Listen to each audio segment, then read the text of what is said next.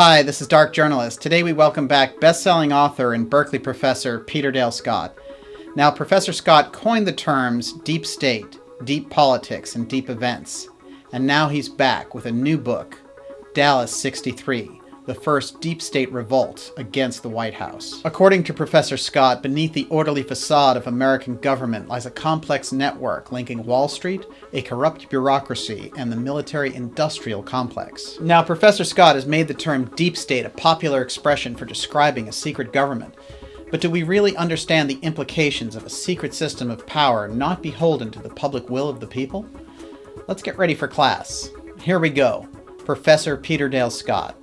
Deep State Assassinations, JFK, CIA, and Covert Ops.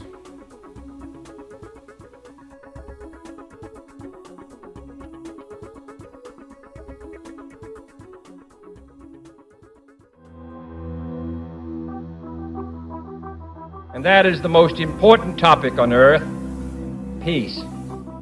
What kind of a peace do I mean, and what kind of a peace do we seek?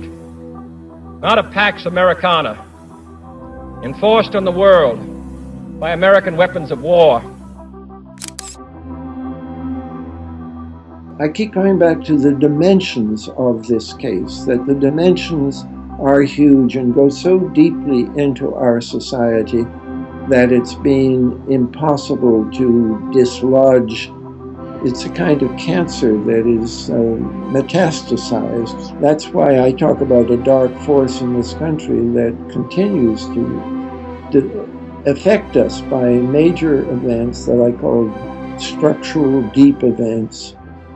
You know, as we come up to 52 years since the JFK assassination took place on a public street in broad daylight in Dallas, Texas, we're left with the dark understanding that covert forces overturned our system of government and have been gaining power since their successful revolt against JFK. From Watergate, Iran-Contra, 9/11, and the Iraq War, we've seen this coalescing power centralize control over the media and many of our public institutions.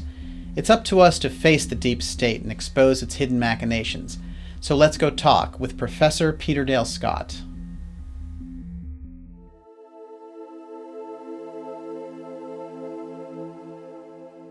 Professor, it's great to have you back on the show. Of course, the new book, Dallas 63, the first deep state revolt against the White House, is outstanding. Well, thank you. And I was amazed at just how many new details you've been able to add to this research. So I'd like to start us off with your quote from the book. President Kennedy was not assassinated by a marginal, neglected loner who was quickly killed, but by some deep, enduring force in our society with the power to affect bureaucratic behavior. Right. So after all of your deep research, this is the final conclusion that you've reached. Yes, I've had it really, I think, in Deep Politics and the Death of JFK, which came out in 1993. Mm-hmm. I said something very similar, that President Kennedy was killed by the deep political system. And I didn't have a notion of the deep state when I wrote that, but what I meant by the deep political system in 93 is pretty much what I mean by the deep state today, which is to say I am not blaming the assassination on the government itself or any particular agency in the government, but I'm blaming it on this condition we're in where the government itself is only part of a larger system of power, which is partly structural, as we see in agencies like NSA and CIA, and partly, as I said, like a weather system. It's very hard to define, but it's very much there, and its power is very strong. Yeah, absolutely. And one thing I found fascinating in the book is that, and you know, I've read all of your books on deep politics and the JFK assassination, but what really struck me was that instead of it just being a compendium of all the other books, which it certainly draws material from in there, there's a lot of new research breakthroughs and dot connecting that you do, and that's very intriguing. I found that you also expanded on certain concepts, and one of the ones that really grabbed me was this area of research you brought forward about the Bayeux-Polly plot. and how this aspect of deep state activity affected the JFK assassination. Yes, well, the first thing I'd like to say about it is that, I have a method of the negative template. Something that should be mentioned but isn't mentioned is probably significant. Yes. And I think I regard the work of the HSCA. I mean, a lot of good staff work was done, but in the end, the House Select Committee on Assassinations report was another more sophisticated version of a cover-up. Right, and while giving the impression that they were going much deeper than the Warren Commission that preceded them, they were actually leaving the most crucial leads completely untouched. When something is not mentioned that should be mentioned, it's probably significant. Right. And the fact that the author of the HSC report, the House Select Committee on Assassinations reports, two men, Robert Blakey and Richard Billings, that they could write a book where they talk about this bio-poly mission. Well, it's so hard to describe. It was a boat that went towards Cuba and that offloaded some people who went officially to look for Soviet defectors, but allegedly, in fact, to assassinate Castro. So we can list it among the alleged assassination plots against Castro. Mm-hmm. It's important, and it's the fact that it's not in a book written by Richard Billings, and Richard Billings was actually part of that mission. An employee of Life and some relative of C.D. Jackson, who was one of the intelligence people or ex-intelligence people masterminding Life magazine. That itself makes it important. Now, I know that this mission was complex and involved a few different players, but who can we say was collaborating in this operation? Well, it was certainly a collaboration between the Miami CIA station and a very wealthy millionaire, William Pauley, who had worked. He had made a lot of his money in connection with other governments, and in particular working with the CIA and its predecessors. He worked with Chenault in China. He supplied the planes that Chenault's Flying Tigers flew in China. So he was very influential. He was a close friend of Allen Dulles and was frequently consulted by the Eisenhower government. And then they decided to, so you have Pauley involved, you have the Miami CIA station involved, and you have, frankly, at one stage, you have members of people who are on the fringes of the underworld involved. And one of these would be Frank Sturgis, who was later one of the Watergate burglars. And another man is a man called John Martino, who's much more important in the Kennedy assassination than generally recognized. And they went to some supporters of the Kennedy family to get financial backing for this, and I wish we knew more about that. And then they took on one of the other Watergate burglars, Eugenio Martinez, was actually on this boat, and they offloaded 3 Cubans who were never heard of again, and the story was spread that they had gone ashore to assassinate Castro. Well, they obviously didn't assassinate Castro, but they are the background, I think, that gave a kind of resonance to the story that came from John Roselli, who also is not far from this whole operation. The mobster John Roselli gave Jack Anderson in 1967 the story that a plot to assassinate Castro may have backfired, and this is what very much tormented Robert Kennedy, the story said, that was worried that something that he was being connected with to assassinate Castro had backfired against his own brother. That's what I call the phase 3 explanation of the assassination. Yes, and this is so interesting because in your research you've discovered these 3 different cover stories, Phase 1, Phase 2, and Phase 3, and each one was used at different times to maintain the cover-up. Now, can we go through those 3 different phases? Phase 1 is Russia or Cuba did it.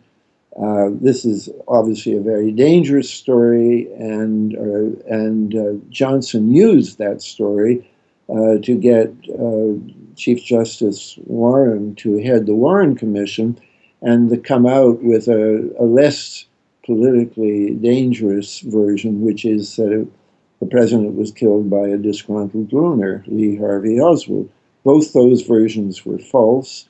The Phase 3 story, that it was something that had been authorized by Bobby Kennedy that backfired, I don't think that's exactly right, but I think it's a lot closer to the truth than either Phase 1 or Phase 2. And the Biopoly mission is part of the Phase 3 story because I think it may have helped. It's very clear that Bobby Kennedy was very upset by the Jack Anderson column, and he actually interceded. We got it out here in San Francisco, and it talked about the idea of the plot that backfired, and Bobby Kennedy's concern about this. And when it finally appeared in the Washington Post 4 days later, that part of the story about Bobby Kennedy had disappeared from the story. So obviously, it is something, and David Talbot established that it was Robert Kennedy himself who got it killed. So obviously, it's a very sensitive story, and that's a sign we're getting closer to the truth than either Phase 1 or Phase 2. Right, and each phase is designed to obscure the real story. Now, I want to expand on the idea of these 3 phases, but first, let's identify who was putting these stories out. Is it fair to say that there's some element in the deep state behind these 3 different phase stories? And would it be the same force behind the entire cover-up? Well, yes, we can say that, but that's not a very helpful statement. I can be much more specific and say that right. The government itself has been behind the cover-up. Mm-hmm. And that does not mean that the government is responsible for the assassination.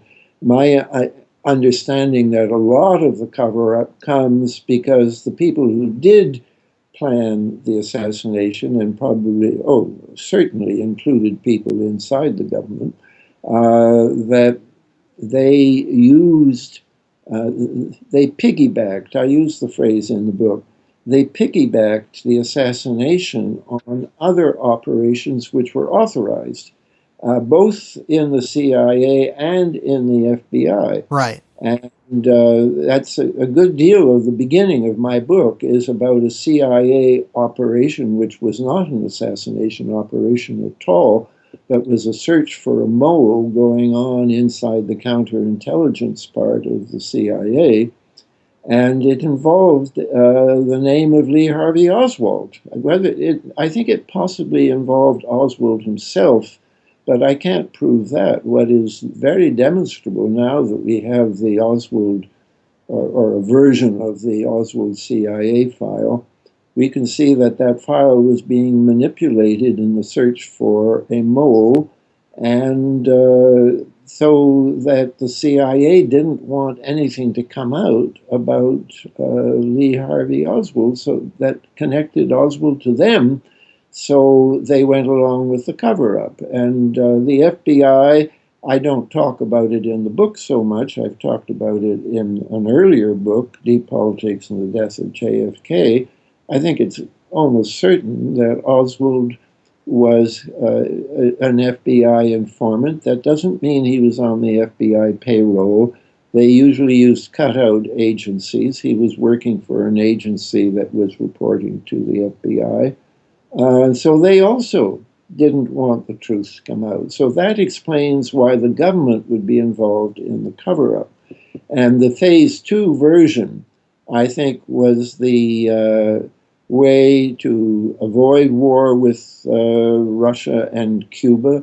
But that may have been a pretext. I mean, I don't know whether the appearances, which were very real, not just imagined or paranoid, that Oswald had a Cuban connection or a Russian connection. These appearances had been carefully laid before the assassination. Okay, so what would be a good example of this deliberate linking of Oswald in the public record to Cuba before he was used as a patsy? Just a month, 6 weeks before the assassination, somebody turned up in Mexico City, called himself Lee Oswald, and talked about his contact with a man in the Soviet embassy who was identified as Kostikov, and Kostikov was being carried in FBI files, not just as a KGB agent, but as a KGB agent who specialized in assassinations. So that was very sensitive stuff.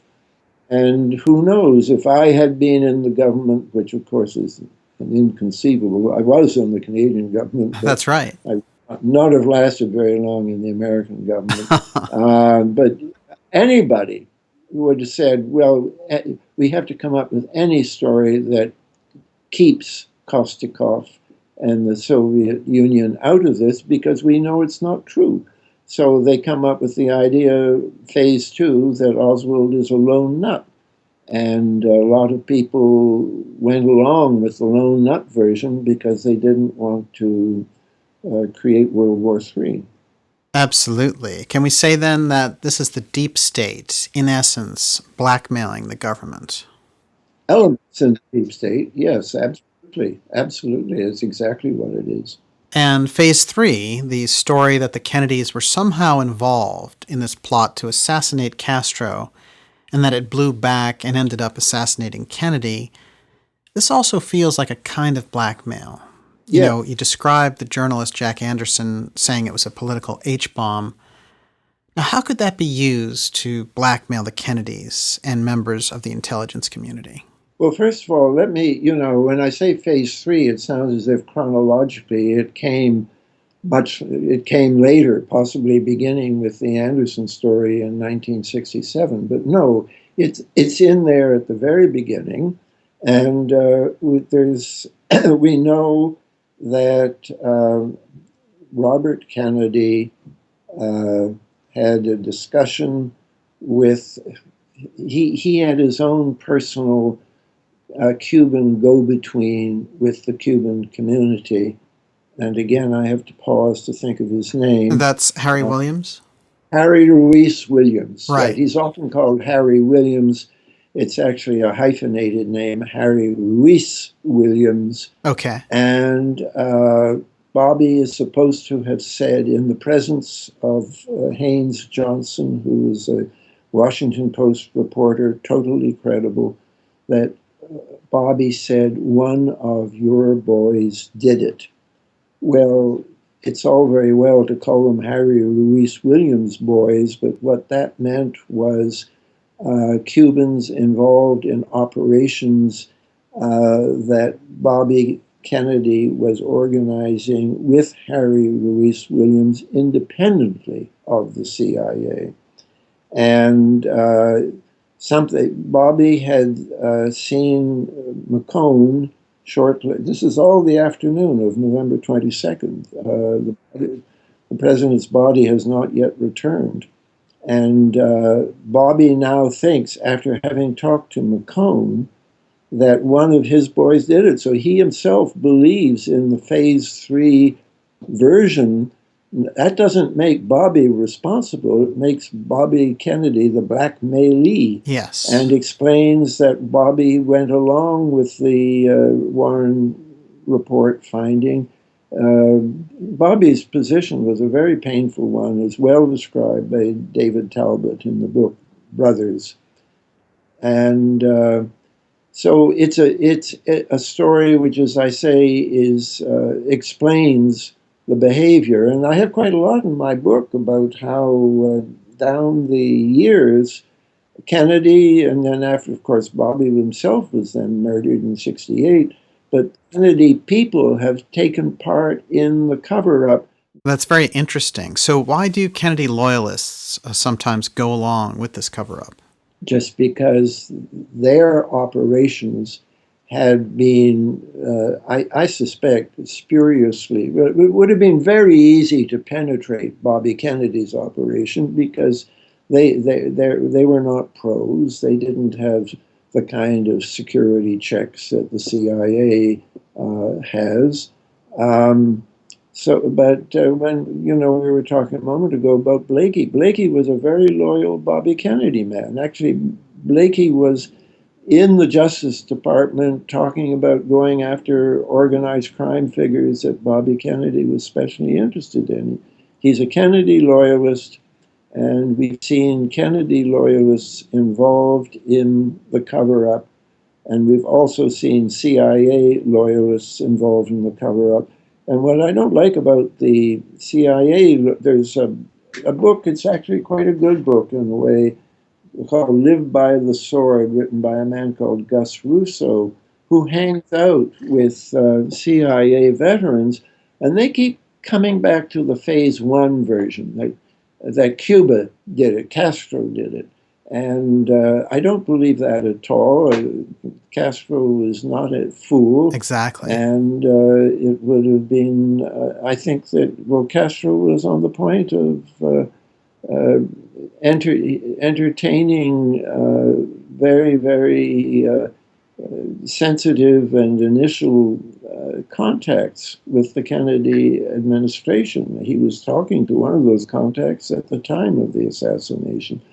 It was not have been in his interest to kill Kennedy, and it's very much in the CIA's interest to blame it on Cuba, because I think the CIA, people in the CIA know, as I believe, that some people in the CIA were definitely involved in this assassination and drew on all of their knowledge and their manipulation of covert operations to set up a situation where the assassination would occur and nobody in the government would want to know the truth or would want the truth to come out.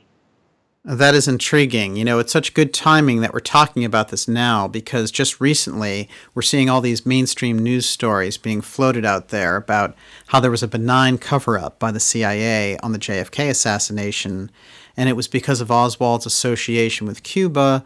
So they released this declassified report from former director John McCone, where he says he didn't want to give the Warren Commission certain details of Oswald's biography because it would reveal Oswald being connected to Castro, and they thought that Castro was behind it. So that sounds familiar.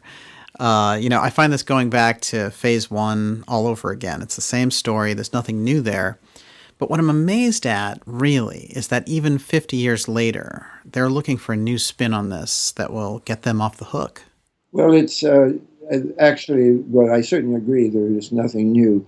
I think that the report does mention the fact that McCone wouldn't tell the Warren Commission about the CIA plots against Castro. Yes.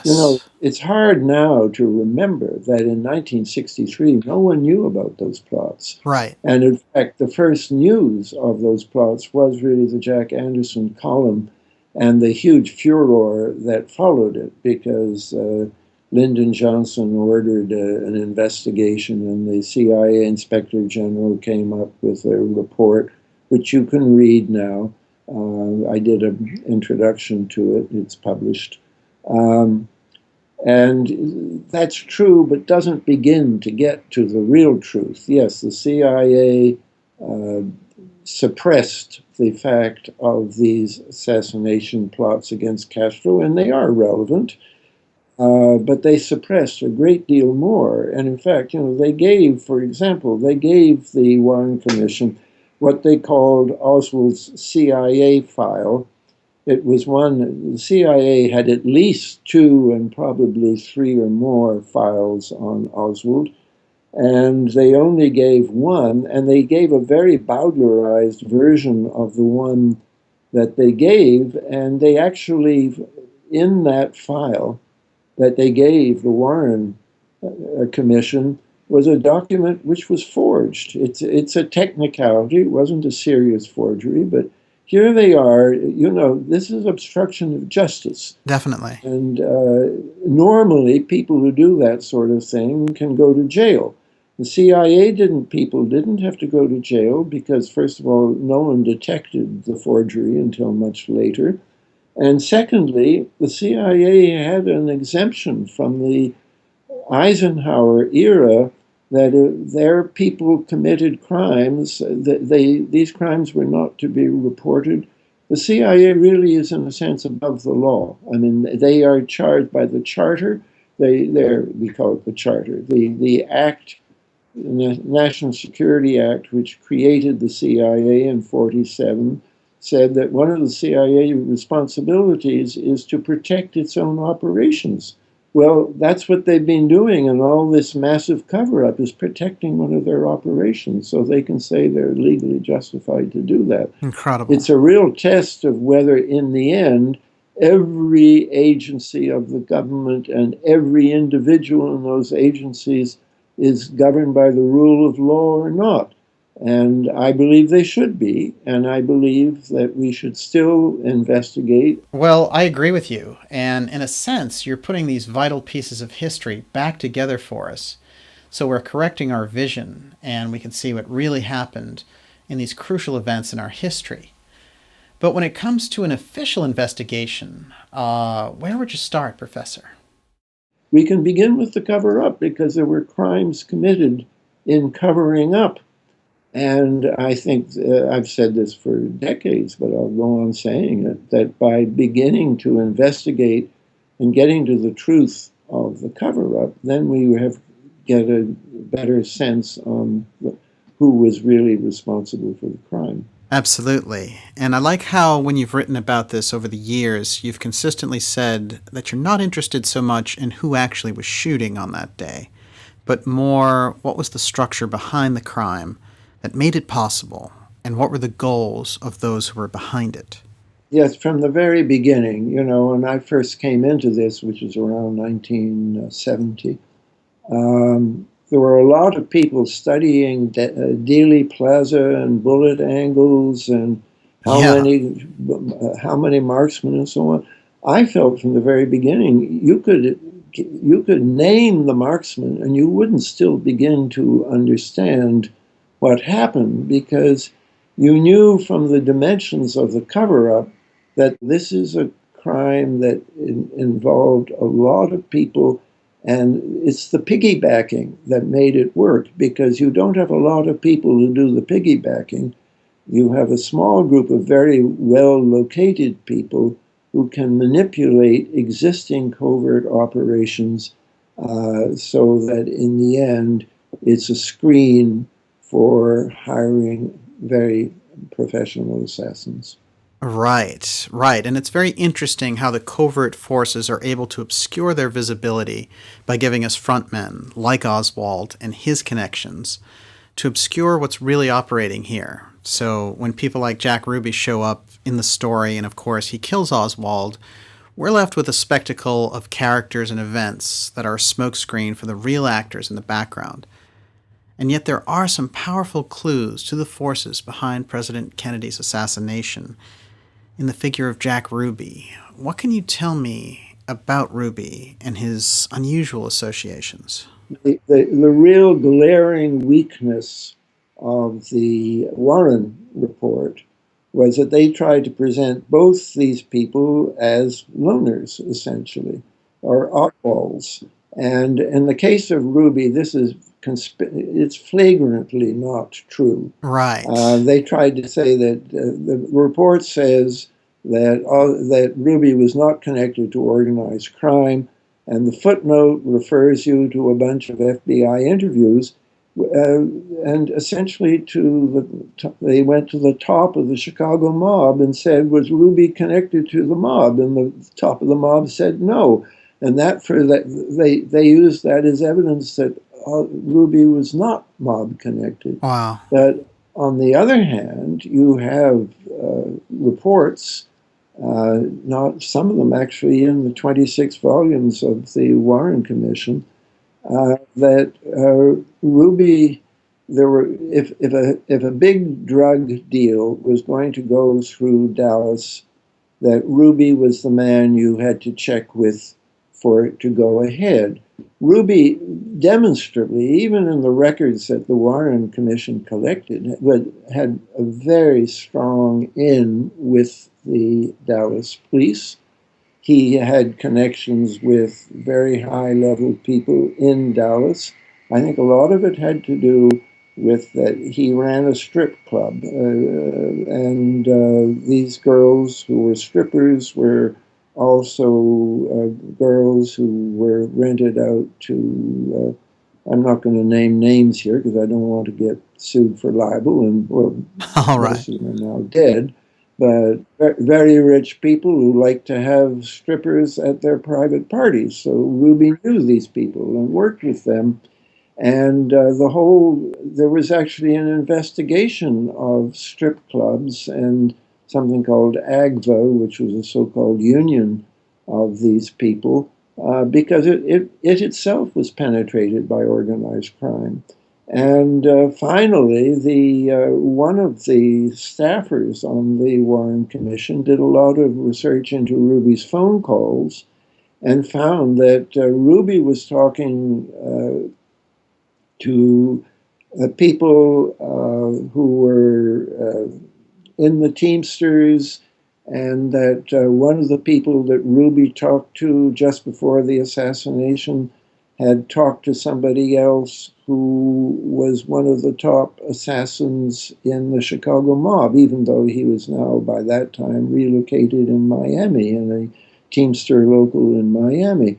So that Ruby, I mean, you don't have to do much work to see that the cover-up with respect to Ruby just doesn't work at all. Ruby was a significant figure in Dallas because he was the top connection between the Dallas police, who were quite corrupt, and the Dallas underworld. I see. And what's fascinating about Ruby is that even though the House Select Committee on Assassinations took up the mafia angle of his connections, they still didn't bother to get at the fundamental points about the deeper aspects of the assassination. Exactly. But you also have to now talk about Oswald. You see, yes, I was, I actually was called an expert witness. I went and they paid for me to fly to New York and to Washington, be part of a conference. And I laid out the stuff about the phone calls and so on. And their report says they boast about how they discovered these phone calls. They didn't discover it. I didn't discover it. It was discovered by a staffer on the Warren Commission. And so they came up with entertaining the hypothesis of possibly organized crime did it. But that doesn't begin to cover the dimensions of this plot, because nobody's ever suggested that organized crime was in a position to arrange the parade route to go behind, to take a little diversion at the very end and go right past the school book depository, where what the man I call the designated culprit, Lee Harvey Oswald, was waiting. Right. Now you have to bring other elements into this deep state plot besides organized crime. Organized crime itself will not explain what we have here. Yeah, there's no question about it. Now, Professor, what would you say is the most compelling evidence that Oswald was associated with the CIA, doing intelligence work, and being manipulated? What would that be? Well, none of it is simple, but there's a great deal of it. And if we start with the Oswald, first of all, there are anomalies about Oswald's Marine record when he was in Japan. And there was a CIA employee who served in Japan, who he handled disbursements And he actually went public some years later. He got out of the CIA, and he and his wife were both in the CIA. They got out, and he started telling people, and eventually told the House committee that he heard from people that Oswald had been used by the agency in Japan. It seems quite plausible because Oswald's specialty was a radar operator with the Marines, and they were at a base at Sugi where the U-2 planes, the spy planes, these were CIA spy planes, the U-2s, took off from Matsugi, and the radar could have been connected with that. There's a lot has been written about this, and nothing very conclusive.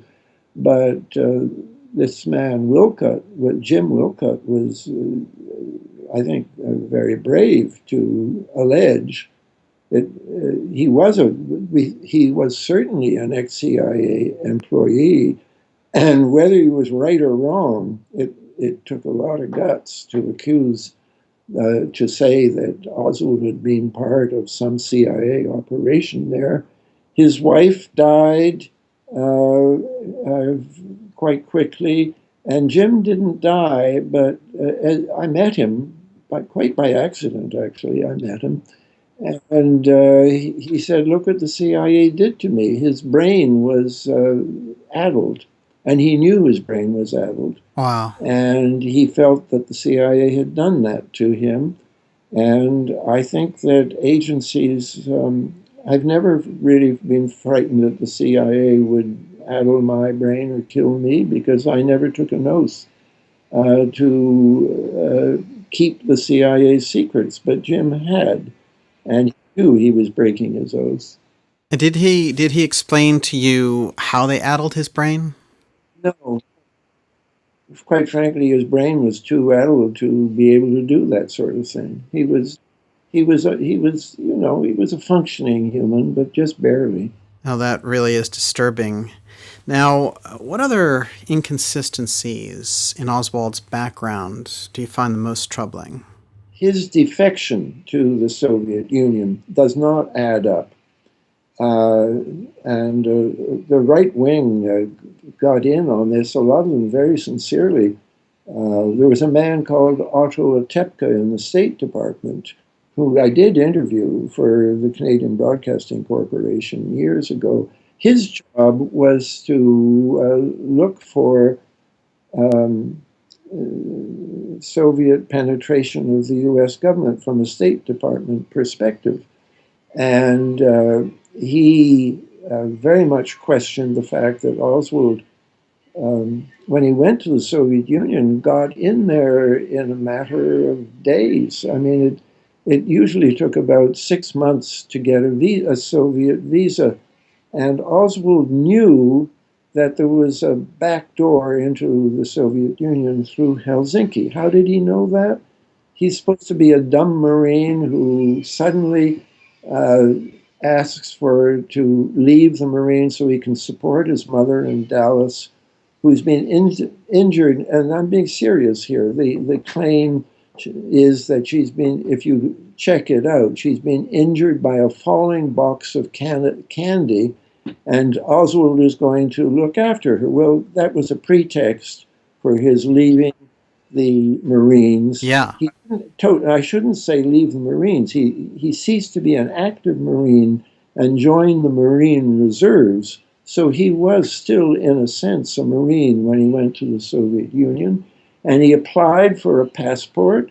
And when he said where he wanted to go, he said he wanted to go to the University of Turku in Finland. How would an ordinary Marine even have heard of this university? And why would he want to go there when he didn't know a word of Finnish, and the language of instruction at the university is Finnish? That's so odd. All of this is what obviously a pretext to do something else. Yes. And I talk, as I say, these are not simple matters, and a good deal of my chapter 2 in the book is saying that he went because of his connection with U2 activities, and that a top Soviet double agent, well, I better leave people to read it in the book, but All right. he was able to get in very quickly because the CIA had already they had pretty well recruited the Soviet consul in Helsinki. And so he was doing things with the CIA when he issued a visa to Oswald to go into the Soviet Union from Helsinki. Uh-huh. So, as I say, uh, all of these intelligence connections are tenuous, but they are also continuous. Everything Oswald does practically when he goes there. Then he comes, he meets Marina, and we learn from a biography of uh, Oswald in Minsk that he met her at a party of a very high level Soviet official. And so there may have been a Soviet intelligence connection as well, but if it was one which is a case of Soviet intelligence collaborating with American intelligence.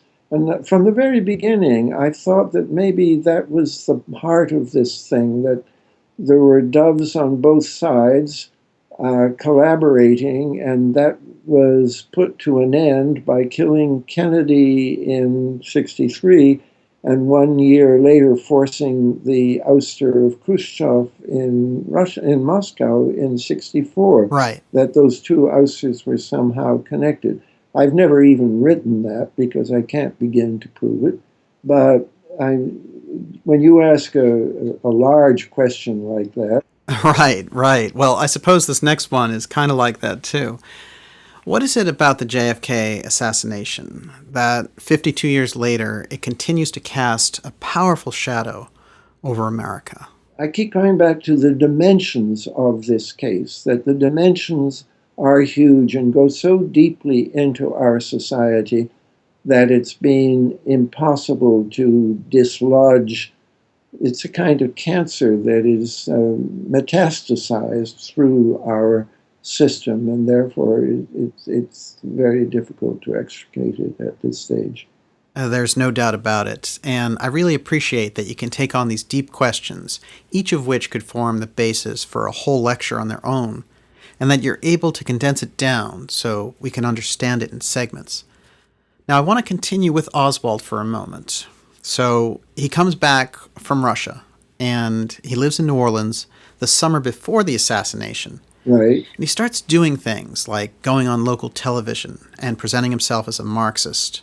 And these clips and quotes will be used eventually after the assassination to portray him as a fanatic. Exactly. So, do you feel here that basically these deep state forces are preparing to use him as a patsy in the assassination plot, and that they're scripting it so he'll be easy to present as the assassin when the time comes? Yeah, starting in August '63, yes. Before that time, he had been in Dallas, and I could mention, we were talking about intelligence connections. He was had a job at Jaggers Childs Toval, which is where the Army Security Agency had maps and things prepared. Well, that's ASA is part of the NSA, and the NSA, as we know, is just about the top level intelligence agency we have, much more secretive even than the CIA.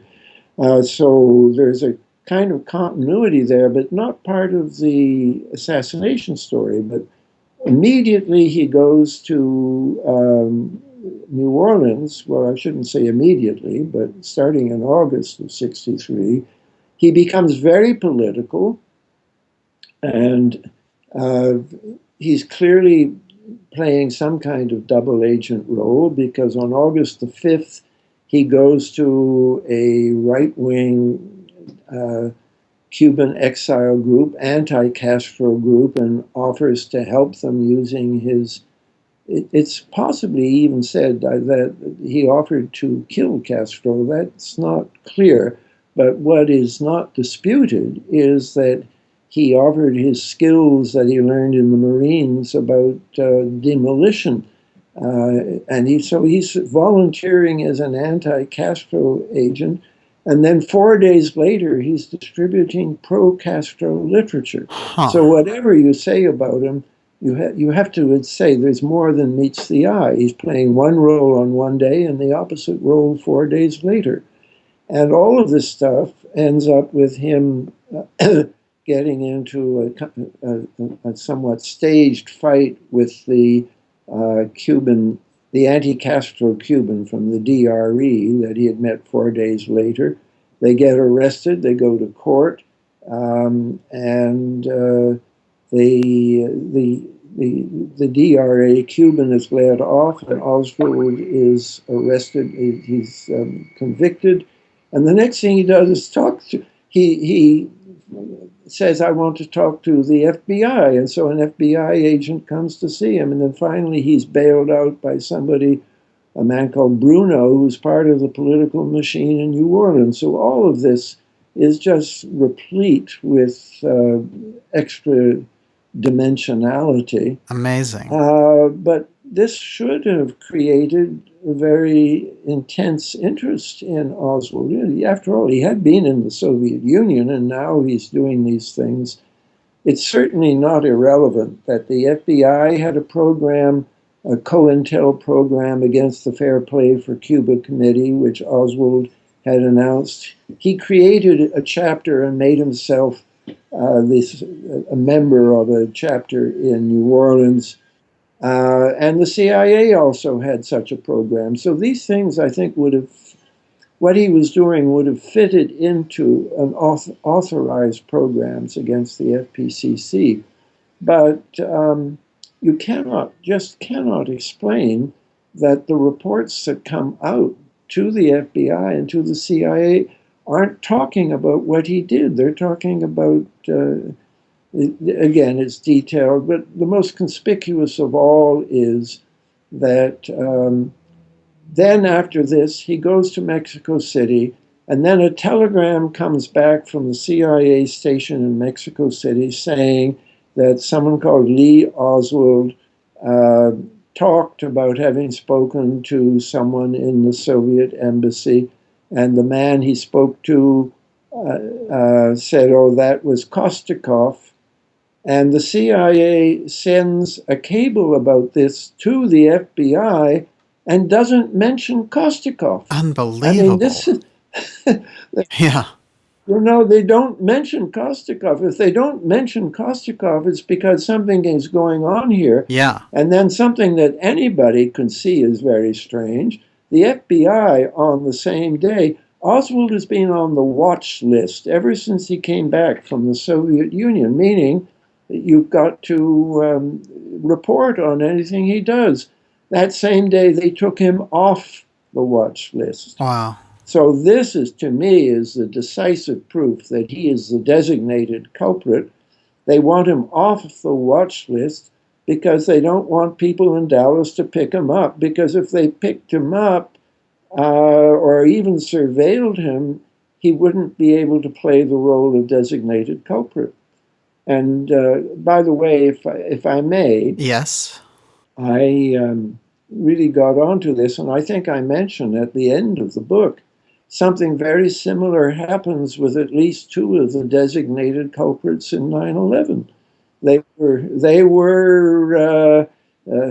CIA knew they were in this country. One of them had a multi-entry visa, and they, of course, should have reported it to the FBI, and they actually circulated inside the CIA a report saying they had notified the FBI, but they didn't notify the FBI. And then in the days just before 9/11, it's just like the Oswald file gets active just before the assassination. So the files on these two alleged hijackers become active just before 9/11, but the key information is not being put into those files. So that's why I talk about a dark force in this country that continues to affect us by major events that I call structural deep events like 9/11 and JFK that we don't really understand. Right, right. And there's that pattern there again. In these deep events, even though they're separated by 40 years, we can still see the same methods being used. Yeah, and something like this happened in Watergate and Iran-Contra too, but I don't think we have time for that on this program. It is in the book, very briefly. Yes, absolutely. Well, there is one thing in the book where you mention the political activist Carlos Bernguer and the story about Oswald showing up and asking to join his anti-Castro group, and Oswald really portraying himself as quite the guerrilla fighter and demolitions expert and so on against Castro. Now, unbeknownst to Oswald, he's being taped at this meeting, and later this tape apparently was described in detail by a friend to Clare Boothe Luce, who was the wife of the Time Life publisher Henry Luce. Now, what's interesting is that later, during the 70s investigations, she calls the CIA director, William Colby, and tells him that she wants to discuss this tape. It's on her conscience, and there are some interesting implications to this episode. Now, can you unravel some of that mystery here? Yes, well, this is a story I don't fully understand, and what I'm going to say now, I still certainly stand by. It's very interesting to me that she felt in 1975, this is before the House Select Committee, it's when you had the Church Committee, and the Church Committee set up a subcommittee to look into CIA involvement. I'm curious, what was the name of that subcommittee? Do you know? Well, the committee was called the Select Committee to Study Government Operations with Respect to Intelligence Activities. And then they had a subcommittee to see whether there was a Kennedy assassination aspect to those intelligence activities. Uh-huh. And when that subcommittee was set up, Clare Boothe Luce phoned William Colby, who was at the time the director of the CIA, and said she had a matter on her conscience. Well, she had possibly a legal problem too, because she knew of a tape of Oswald in New Orleans, and she didn't know what she should do about it. And Colby didn't know what to do either. They had two long phone conversations. The second one, we don't have the complete conversation. And it caught my eye because a few hours after this second phone conversation, where both of them are very embarrassed about this, what can they do, and can they persuade somebody to hand the tape about Oswald? Oswald is on the tape. A few hours after the second conversation, on October the 31st, 1975, William Colby is fired, and he's no longer the head of the CIA. And this is all very open-ended, and I've done a bit more research, and I realize that it's extremely complicated. But the fact that she was worried about it, that is clear. And this was all started for me because I read a biography of William Pauley in which it said he had a copy of the tape. And I do know that when the House Select Committee on Assassinations was set up, their investigator, Gaetan Fonzi, drew up a list of people he wanted to interrogate. And the top of his list was William Pauley. And he never got to interview Pauley because I think it was 10 days later or something like that. Pauley got out one of his rifles and committed suicide. Whoa. And the reason that he's supposed to have wanted to commit suicide is because of his medical ailment. Well, his medical ailment was shingles. And I have asked a number of doctors, how likely is it that somebody would shoot themselves because they had shingles? And no doctor has ever suggested to me that it was even conceivable. Fascinating. And that's very suspicious, as many of the deaths around the HSCA investigation were. Of course, that was the second wave of suspicious deaths there, after the first wave during the Warren Commission report investigation. And so let's refresh everyone here on William Pauly for a moment. Now, we touched on him earlier. He was a millionaire ambassador to Brazil at one point, very close to CIA Director Allen Dulles and Clare Boothe Luce. And he was also close to foreign dictators like Batista in Cuba and Trujillo in the Dominican Republic.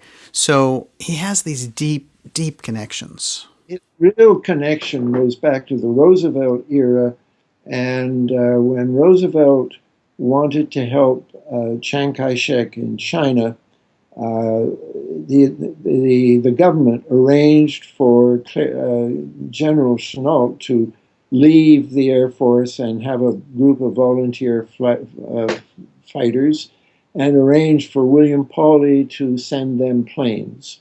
And so that was when he began. And after the war, when they had an airline that eventually became Air America, it was Chennault's private airline that he had. After the war, Pauly and another very, very high-level operative, both in and out of government, working with the CIA and banking with really representatives of Meyer Lansky. His name was Paul Helliwell. These two men, Helliwell and Pauly, arranged for Chennault's airline to become a CIA airline. It was originally called Civil Air Transport, and then CAT Inc., and eventually in 1959 it became Air America. So that Pauly was not just into government operations, but he was into government operations that had a underworld tint to them, because from way back to World War II, Chennault's planes and Chennault's pilots had been flying drugs. And that's a whole story in itself, which I talk about in American War Machine. Right. So and the BioPauly mission is just one more case where we find Pauly at the intersection between the CIA and the underworld. I believe that the assassination is at the intersection of the CIA and the underworld, but I am certainly not saying that Pauly himself was part of the assassination. I am saying that he's involved in specific operations which became, by piggybacking, the infrastructure for the assassination. Right. I understand that, and he's a crucial figure in that sense.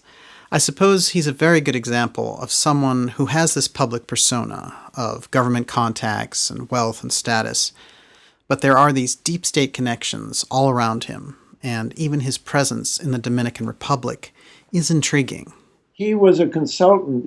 He had petroleum interests and mining interests in the Dominican Republic. So he was very close to Trujillo.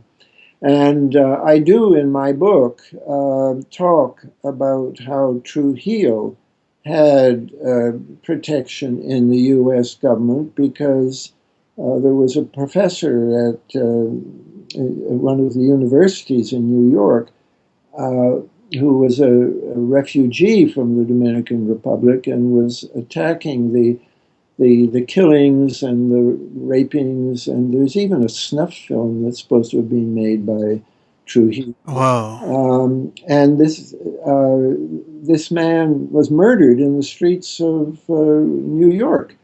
And the investigation went a little way, but it involved a man called Frank, who was a former FBI operative.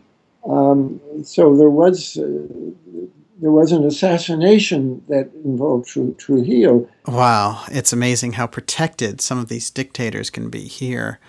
Of course, the other thing about Pauly is that he was instrumental in helping the CIA overthrow Arbenz in Guatemala during the PB Success mission. Yes, that that was PB's success. That was the overthrow of Arbenz.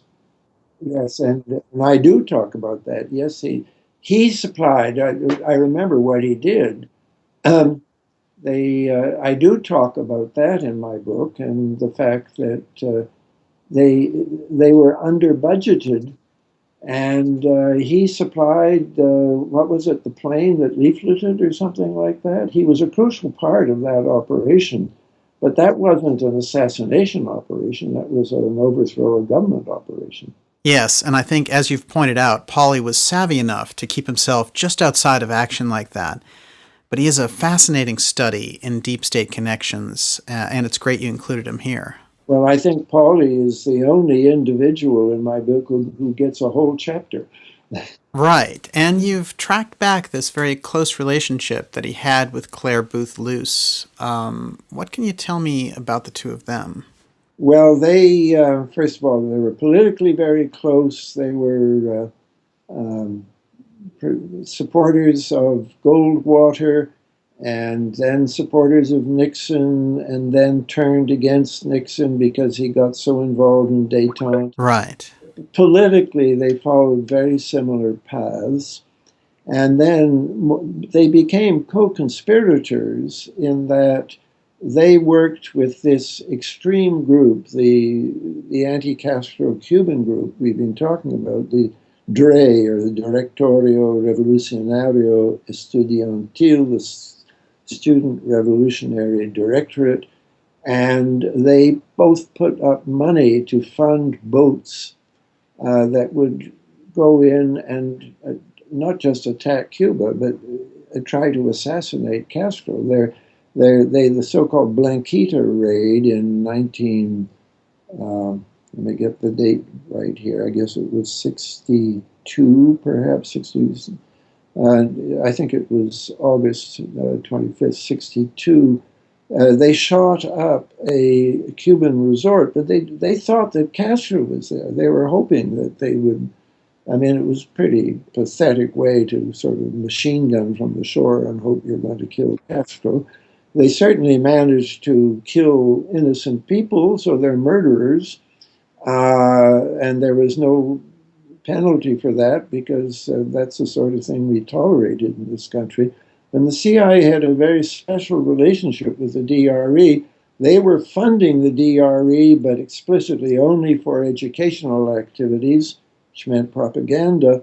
And then, so for the military, they would go to people like Pauly and Clare Boothe Luce. And I don't know how many people, actually, it may have only been those two, were funding these boats for these raids. And it was one of the people on one of these boats who was supposed to have come up with the tape. So that's her connection with Pauly. I see. The problem of what to do with the tape was a problem for Clare Boothe Luce, but it was also a problem for Pauly because he apparently had a copy too. One last thing about that tape is when Clare Boothe Luce made that phone call that you mentioned to CIA Director Colby about the tape, and Colby was fired the next day. The guy who fired him was, of all people, Donald Rumsfeld, working in the Ford administration. Right, and working, by then he was actually the man who probably did the firing was the man in the White House at that point, who was Dick Cheney, who was Donald Rumsfeld's sidekick still in those days. A young Dick Cheney. Halloween Massacre. Most people are not aware of the Halloween Massacre in 1975. To me, that's kind of the turning point in American history because that was the end of détente. It was the end of Colby in the CIA. He had been resisting pressures to appoint a Team B to reassess the Soviet threat, and his replacement, George H.W. Bush, appointed Team B and said, hey, the Soviet threat is so extreme, we have to rapidly build up our defense budget. I mean, a lot of things happened on that day. It was the end of Kissinger as the Secretary of State, and his, particularly a decline of his status in the Republican Party, so that the Republican platform of 1976 is attacking Kissinger. And there was a strong move in 76 to make Reagan the candidate against Ford, who was the incumbent president. And they didn't quite succeed there, but the revolution. Oh, and the final thing was that Rockefeller was not to be on the ticket, that Reagan was going to be on the ticket in his place. That was the end of Rockefeller republicanism. And that was really an end of an era going back to the New Deal, where the dominant faction in the Republican Party played ball with New Deal politics and collaborated with union leaders and brought union leaders into the Council on Foreign Relations. This was a rebellion against the Council on Foreign Relations, New York-style republicanism. And we got the republicanism we have now of California, Texas, a completely different Republican Party. So that, as I say in my book, Goldwater Republicans were as scarce in the old Rockefeller Republican Party then as the liberal Republicans of that era are scarce in the Republican Party of today.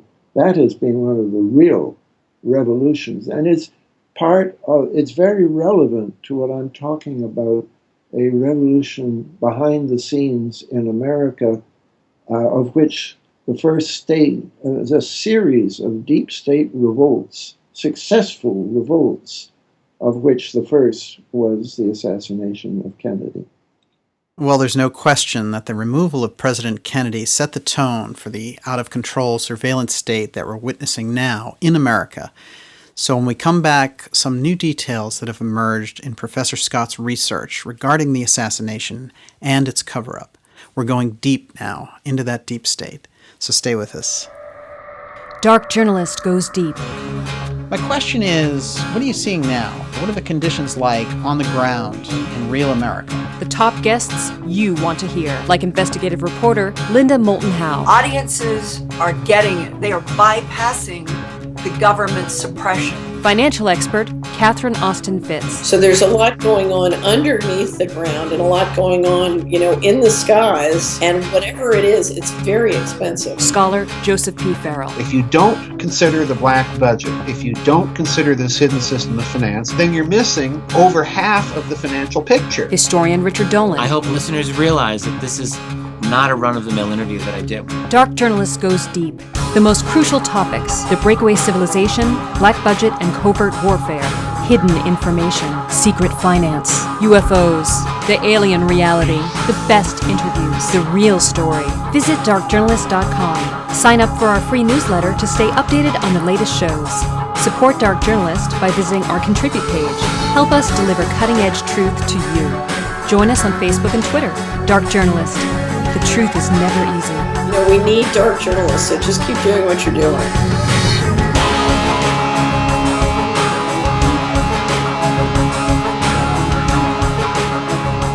And we are back. This is Dark Journalists with Berkeley professor Peter Dale Scott.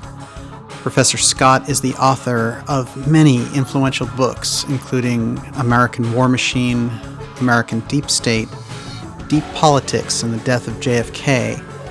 His latest book is Dallas 63, the first deep state revolt against the White House. Powerful and very timely as we come up to the 52nd anniversary of the assassination of President Kennedy. Now, Professor, the title of the new book is compelling, of course, because it says the first deep state revolt against the White House. So the suggestion is in there that it was one of many? Well, not many. It was 3 or 4, and I mentioned them in the last chapter. One of them, not again talked very much about, is the October surprise when it's either ex-CIA officers or maybe even 1 or 2 active CIA officers plot together with the oil companies to make sure that Carter will not be reelected in 1980. And we get instead Reagan in 1980 and the Reagan Revolution thereafter, and many things which I talk more about in the American Deep State. You don't need to have deep state revolts against the White House now because they essentially control the White House. Even Democrats like Clinton and Obama, who may come in with different agendas on certain matters, they cannot. They just are impotent to undo what has been done and disappoint people who expected better things from them. I certainly expected better things from Obama because he made a wonderful speech about the Middle East in Cairo, but we are deeper involved in the mess of the Middle East now than we were under President Bush. Bush. Incredible. Yeah, it's very bad. American politics, for anyone who really loves this country, and I do, who loves this country, and who, I had all kinds of problems with the America of the 50s, with McCarthyism and so on. But McCarthyism was a premature and very inefficient manifestation of this force, which became much more skilled and sophisticated and was smart enough to know how to kill a president and get away with it, and to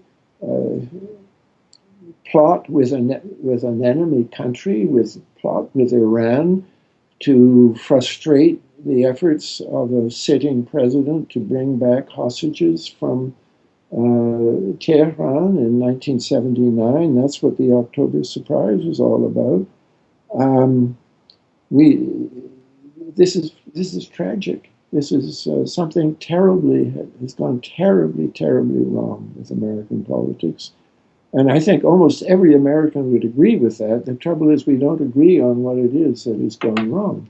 And for me, what has gone wrong is that the structural part of the deep state, which is the CIA and the NSA, are now playing a far huger role in the government than had ever been imagined by the presidents like Truman, who set up the CIA, and Eisenhower, who set up the NSA, than they ever imagined. Yeah. And both of those presidents regretted publicly what had changed. And I'm with those presidents. I agree with them that what's happened is got all out of whack. The military-industrial complex, that's only one phase of the dark force we're talking about, but it's totally in control now. You cannot cut a defense budget anymore, and when you do, you're just preparing for a new and larger new source of contracts. And now it's it's cyber warfare now and all kinds of things, $1 trillion budgets.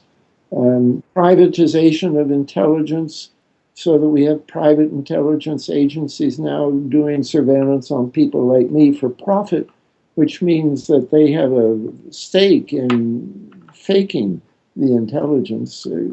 This is a very serious situation. Amazing. It's an incredible statement about our modern society that we can no longer even challenge the growth of these covert and overt intelligence and military programs and operations. And as you say, now they're running these $1 trillion Pentagon budgets with no opposition, really. But I guess my question is, how much is this situation we find ourselves in now the legacy of what happened in 1963 with the deep state assassination of President Kennedy? Well, as I say, it was they were able to kill a president and get away with it. That meant that there are certain secrets in the government which every successor agency has maintained. And that makes them part of this process in a way. It's certainly a disturbing state of affairs, and I can see that every administration that accepts and promotes this false history, which is absurd for anyone who really researches it, about the death of President Kennedy, becomes a kind of participant in that ongoing cover-up. Now, we'll be back with final thoughts from Professor Scott and some surprising details of overlooked figures in these deep events. Stay with us. Go deeper with Dark Journalist. Subscribe now and you'll have access to the complete audio archives to download or stream at your convenience. Receive advanced updates and discounts on Dark Journalist events. Enjoy exclusive subscriber-only content.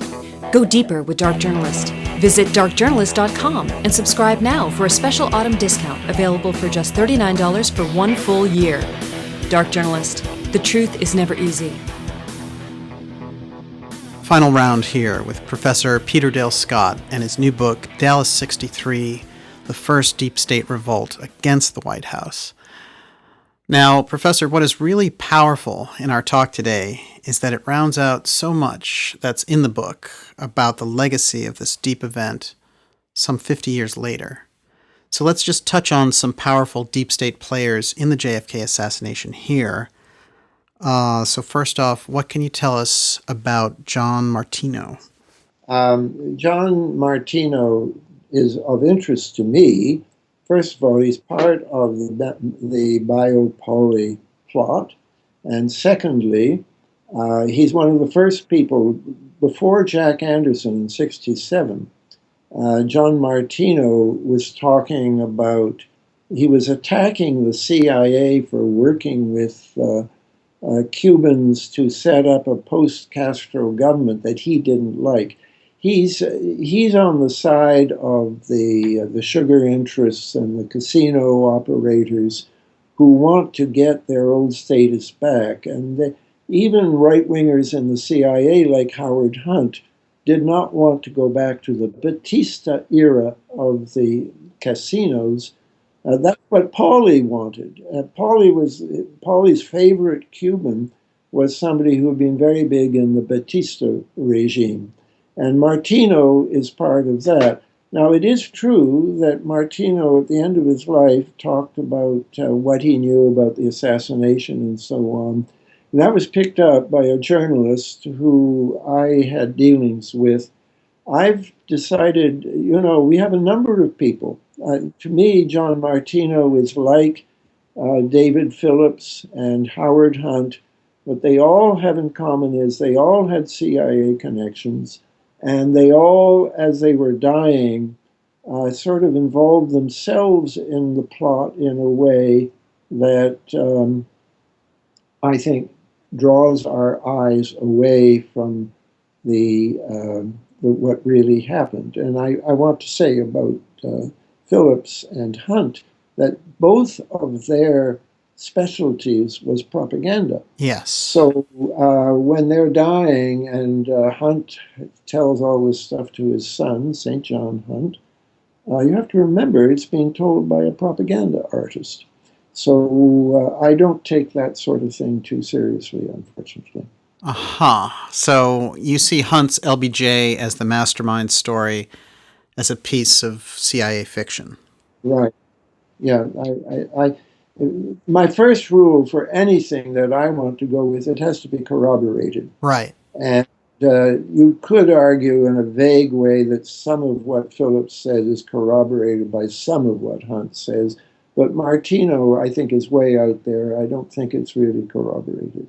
The fact that he knew a lot about the CIA and about CIA underworld operations, that is for sure. But the assassination, I don't know. What about Joseph Miltier? Yes, well, I take Joseph Miltier very seriously because, everyone takes him seriously because he predicted that the president would be assassinated shortly from somebody shooting from a building, and lo and behold, that came to be true. But nobody else, as far as I know, besides myself, has picked up. He also predicted that it would be blamed, would be blamed on the Jews. And I have a whole chapter about this because it was blamed publicly on the Jews by the John Birch Society, a man called Revilo Oliver, writing in their journal. But it was also inside the Secret Service. The finger was pointed at a man whom I interviewed at length, Paulino Sierra Martinez, and it was alleged that he was talking about, or it looked in the files as if he was talking about our new backers are Jews for an operation before the assassination, which then became part of the assassination. Huh. So my research on Paulino Sierra Martinez established that, in fact, he was somebody who was working with Harry Louis Williams and Robert Kennedy. Huh. So I think that it's quite likely that Kennedy had been told something on November 22nd that pointed towards the Cubans of Paulino Sierra Martinez. And these were indeed very sinister Cubans, but what Sierra was doing was trying to persuade all of them that they would be funded if they would just conduct their anti-Castro operations from outside the United States. And this was a Kennedy priority because part of the deal with Khrushchev had been that Khrushchev would pull all his missiles out and the United States would not invade Cuba. And this involved stopping anti-Castro Cubans trying to overthrow. I shouldn't have said invade, would not overthrow Castro. I see. And this meant stopping operations from the United States to overthrow Castro. Well, you had a lot of very, very dangerous Cubans, and the way to finesse your way out of this was to get them to relocate, and some of them did, and some of them didn't go at all. And Frank Sturgis was working with those people, and Frank Sturgis, by golly, was involved in the Bio-Poly plot. And DRE were not relocating. So it's, in a sense, if the DRE had been involved in the assassination, which I don't think they were good enough, I don't think they were professional enough to be the actual assassins. But if they looked like the assassins, then, or they had done something that implicated themselves, you could link Sierra Martinez, because Sierra was trying to get these people to leave the country. So he was talking to them and dealing with them, and also, I may say, dealing with people like Allen Dulles. I mean, he was very active in that year. Well, that's very interesting. It sounds like the penetration of Robert Kennedy's connections with that exile community was somehow used as a kind of blackmail, and the roots of that Phase 3 story, which we talked about earlier, and which was clearly an attempt to keep Bobby silent and to keep him from challenging the official narrative.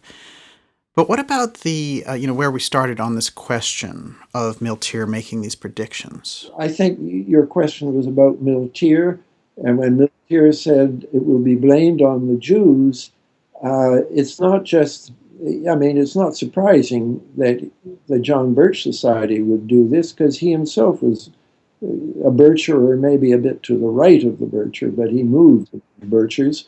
But it also came from inside the Secret Service. In that sense, it was a very sensitive prediction and a very interesting one. So I have a whole chapter about it. Let's take a quick listen here to Joseph Miltier being tape recorded by an FBI informant, discussing with strange accuracy details of the JFK assassination that would happen 13 days later. Well, how the hell do you figure the best way would be to get from an office building with a high-powered rifle? You think he knows his markings? Sure he does. Sure he does. And they're going to really try to kill him. Get this Kennedy, I'll tell you, it's going to be a hard proposition, I believe. They've got there, take it up there in pieces. Son, let's take it up in pieces. All those guns come out now, you can take them apart. Well, if that Kennedy gets shot, we got to know where we at. Yeah, for sure. boy, that would be a real shame to do that. There wouldn't leave any stone unturned there. Oh, no way. Oh, hell no. They'll pick up somebody within hours after. And they might be able to have it. Oh, yeah. Just throw the public off. Yeah, that's right. Just fascinating. And Miltier was questioned by the FBI and then released. There is some evidence that he was in the crowd at Dealey Plaza. There's some photos that really look very much like him. In any case, Miltier himself died in a house fire shortly after the assassination. And clearly he had some knowledge of the plot. Now, I'd like to move on from him and ask you about a very mysterious player in all this. Secret Service agent Winston Lawson. Well, yes, this is not a short answer, unfortunately. Winston Lawson was a Secret Service advance agent who went down to Dallas to arrange things like the parade route and the protection for the president. And he's of interest to me because he was part of, well, first of all, his testimony, I back in '93 when I wrote Deep Politics and the Death of JFK, he was of interest to me because he filed a report afterwards who said that the motorcycle contingent from the Dallas police were deployed to the side of the presidential car. Well, anyone who's watched the Zapruder film knows they weren't. Right. And they were, in fact, behind the car, which made it easier to shoot from the grassy knoll because you were less likely to hit a policeman. And we have the testimony of the Dallas chief of police, also in the Warren Commission records, that they were redeployed to the back of the car by, guess who? Winston Lawson. So he's an interesting person. But in this book that I've just written, he's interesting on a higher level. And that is that if I look for common denominators between the Kennedy assassination and the 9/11 events, what are involved in both, or now originally it was just those two, but now I can throw in Watergate and 9/11 because it checks out over and over. People are involved who are involved in what I call the continuity of government network. Well, that is its name, or it's something. This is COG. COG network, sometimes called inside the Pentagon, where it's housed, the Doomsday Network, and COG planning, continuity planning, government planning, is called Doomsday Planning because it began as planning for what would happen if the government was decapitated by an atomic attack, and you didn't have any of the top leaders left. You had to have an alternative government ready. And so they hollowed out mountains near Washington and so on. And to do it is, you have to read the book to know what it's really about. But Lawson was communicating inside Dealey Plaza during the parade on a second communications channel, the White House Communications Agency channel, which is part of this alternative network, the Doomsday Network. And it's all going through Mount Weather up in Maryland. And he's one of two people that I focus on, the other one being the head of a Army Intelligence Reserve group who start reporting almost immediately after the assassination that Oswald had been to Cuba and that he was a card-carrying member of the Communist Party. Two facts which are Phase 1 facts, both vigorously refuted by the Phase 2 Warren Commission. So that is why Winston Lawson is of interest to me, because he's part of that COG communications network. Interesting. And you and I did a whole episode on the Doomsday Network earlier this year, which is available at darkjournalist.com in the Deep Politics section. Well, Professor, the new book is outstanding and has so many interesting dimensions to the analysis of how the deep state operates, especially on this high level of executive action. You had definitive work out there already on the JFK assassination. Did you feel compelled to write this new book because you sensed the information was a breakthrough somehow? Well, thank you. I've had it on the books for a long time. I mean, I did what I call Deep Politics 2 in 1994 and 95. It sort of was a guide to the Assassination Records Review Board that was meeting at that time. And almost immediately I started a Deep Politics 3. And this time I'm, way back in Deep Politics and the Death of JFK, I was looking at Oswald from the outside as somebody in Dallas and Ruby as somebody in Dallas. And then I started Deep Politics 3 looking at Oswald from the inside, which is to say from the CIA files on Oswald.